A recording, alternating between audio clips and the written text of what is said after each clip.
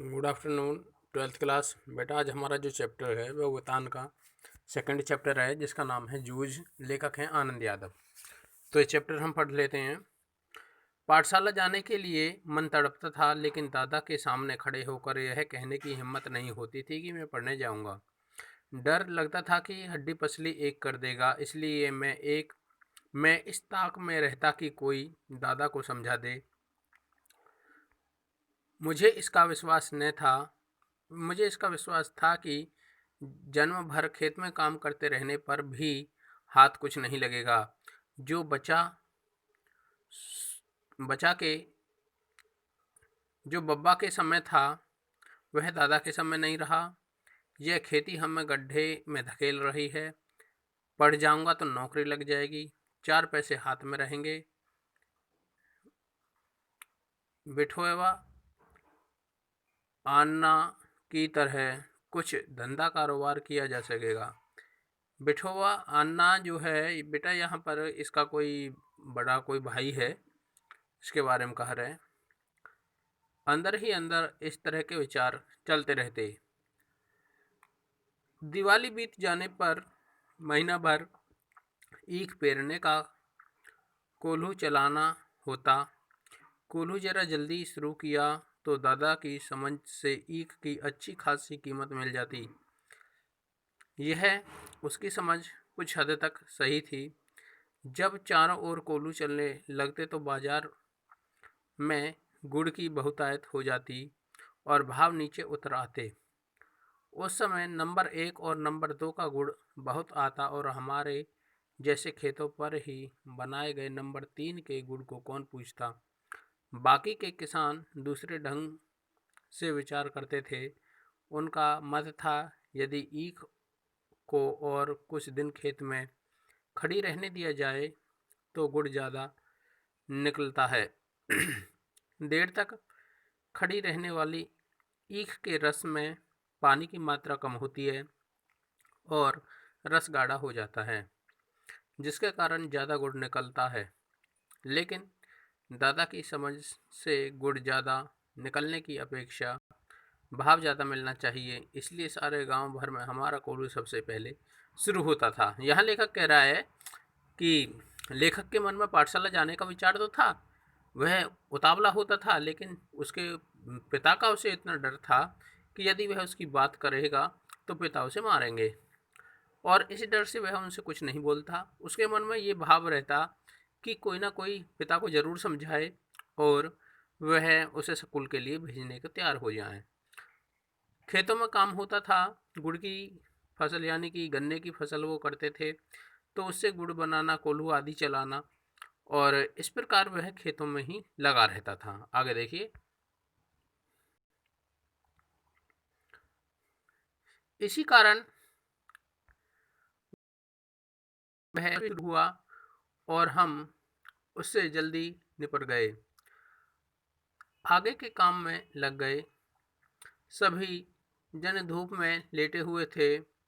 माँ धूप में कंडे थाप रही थी। मैं बाल्टी में पानी भर भर कर उसे दे रहा था। कुछ न कुछ अब ठीक है। हाँ, देखिए ध्यान से।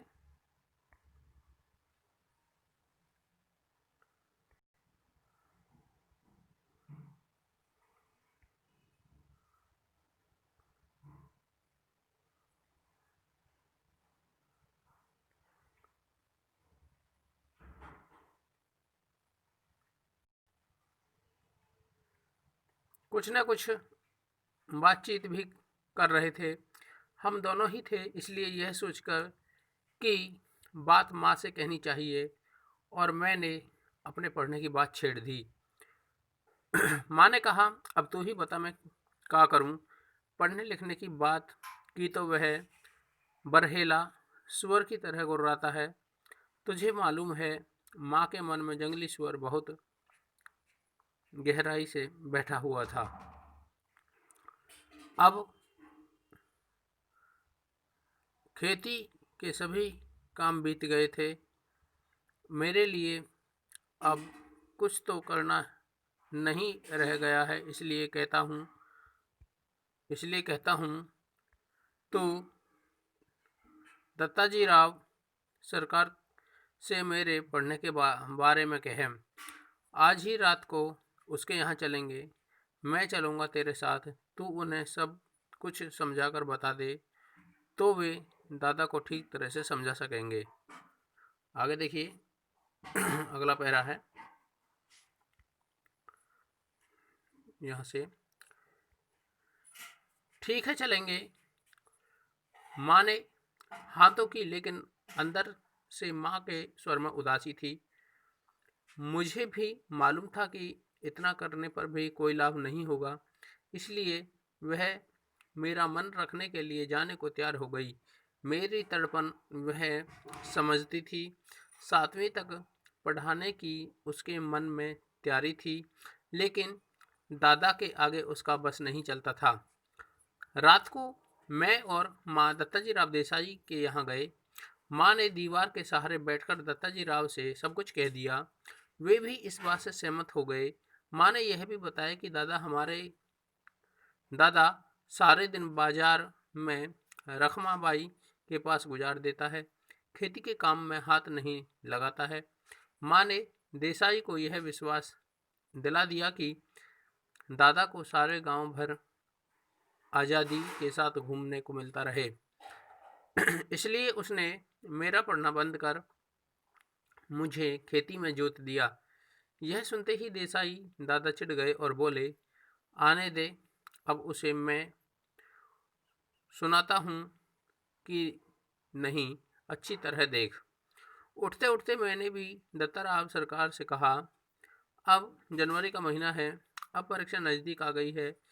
मैं यदि अभी भी कक्षा में जाकर बैठ गया और पढ़ाई की दोहराई कर ली तो 2 महीने में 5वीं की सारी तैयारी हो जाएगी और मैं परीक्षा में पास हो जाऊंगा। इस तरह मेरा साल बच जाएगा। अब खेती में ऐसा कुछ काम नहीं है।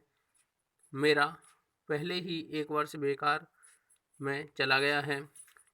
ठीक है, अब तुम दोनों अपने घर जाओ।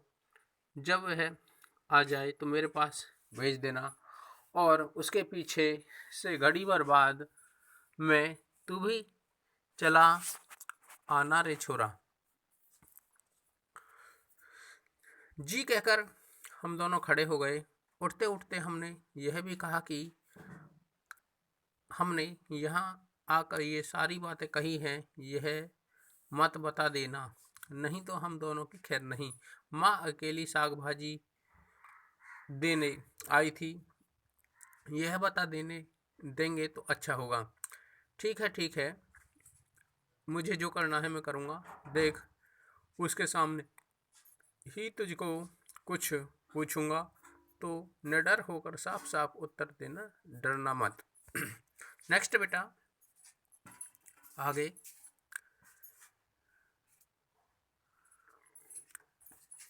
जी नहीं,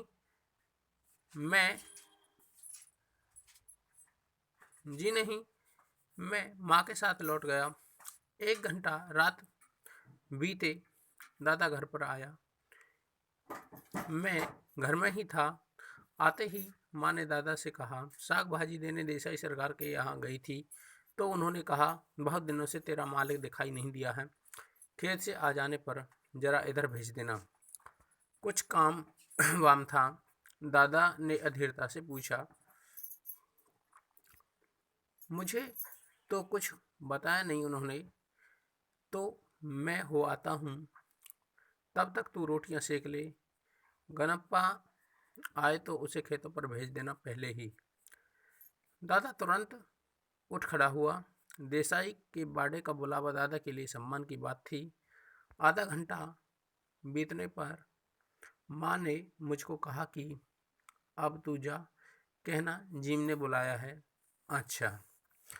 मैं पहुँचा तो सरकार मेरी राह देख रहे थे।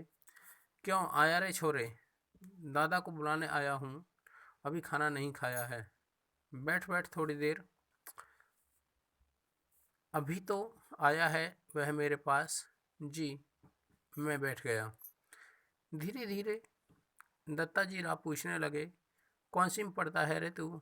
जी 5वीं में था, किंतु अब नहीं पढ़ता हूँ। क्यों रे? दादा ने मना कर दिया है। खेतों में पानी लगाने वाला कोई नहीं है। क्यों रत्नप्पा? हाँ जी। फिर तू क्या करता है? देखिए रत्नप्पा यहाँ पर उसके पिता का नाम है। सरकार ने दादा से झगड़ा करना शुरू किया तो सारा इतिहास बाहर निकल आया। सरकार ने दादा पर खूब गुस्सा किया। उन्होंने दादा की खूब हजामत बनाई। देसाई ने खेत को छोड़ देने के बाद दादा का ध्यान किसी काम की तरफ नहीं रहा। मन लगाकर वह खेत में श्रम नहीं करता है, फसल में लागत नहीं लगाता है, लोगाई और बच्चों को काम में जोत कर किस तरह खुद गांव भर में खुले सांड की तरह घूमता है और अब अपनी मस्ती के लिए किस तरह छोरा के जीवन की बलि चढ़ा रहा है, यह सब उन्होंने सुनाया।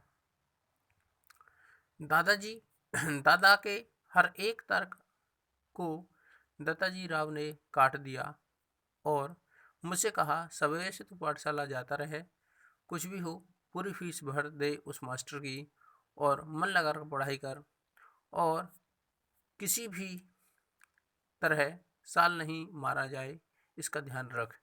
यदि इसने तुझे पढ़ने नहीं भेजा तो सीधा चला आ इधर। सुबह शाम जो हो सके वह काम कर, यहाँ और पाठशाला जाते रहना। मैं पढ़ाऊँगा तुझे। इसके पास ज़रा ज़्यादा बच्चे हो गए हैं, इसलिए तुम्हारे साथ कुत्तों की तरह बर्ताव करता है। मैंने मना कब किया है जी? इसको ज़रा गलत सलत आदत पड़ गई थी, इसलिए पाठशाला से निकाल कर ज़रा नज़रों के सामने रख लिया है। कैसी आदत है? चाहे जैसी।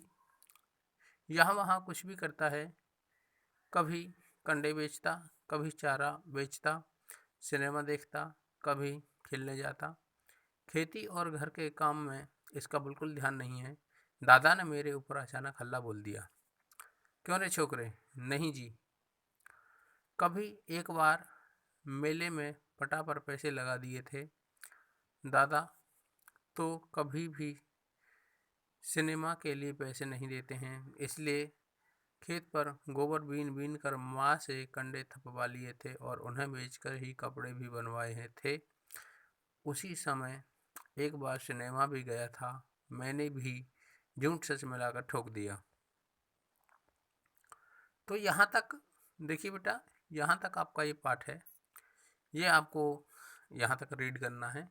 नेक्स्ट मैं अगली वीडियो में भेज रहा हूँ। Okay, thank you.